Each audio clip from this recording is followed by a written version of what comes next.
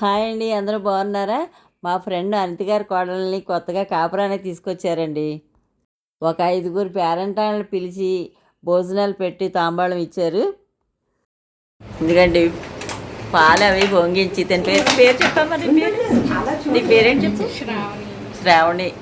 ఇదిగో పాలు అవి పొంగించి పరవన్నం చూడండి, వంటలు బూరెలు, ఇదేంటమ్మా గుత్తి వంకాయ, బంగాళదుంప కర్రీ, బెండకాయ ఫ్రై, పప్పు మామిడికాయ పరవాణం, పులిహోర, సున్నుండ, అరటిపండు, బూరి, రైస్. ఇవన్నీ స్పెషల్స్ అండి ఇవాళ మా లంచ్ మెను. ఇదిగా అనిత గారు ఇలా హాయ్ చెప్పండి. అదిగండి అది అనిత గారి కోడలు మాట. తిను మా ఫ్రెండ్, తను ఫ్యామిలీ ఫ్రెండ్స్ అండి మేమంతా. హాయ్ చెప్పమ్మా. హాయ్ చెప్పు. భోజనం ఎలా ఉందో చెప్పండి, మీరేం తిన్నారో కూడా చెప్పండి, ఓకేనా? ఇదిగోండి పేరెంట్ వాళ్ళందరూ హాయ్ హాయ్ చెప్తున్నారు మీకు అందరికీ.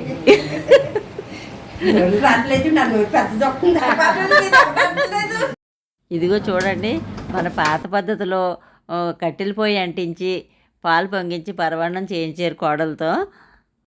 ఇలా ముఖ్యమైన రోజుల్లో అయినా మన పాత పద్ధతుల్ని, మన ఆచారాలని విడవకుండా పాటించడం చూస్తే నాకు చాలా ఆనందంగా అనిపిస్తుందండి.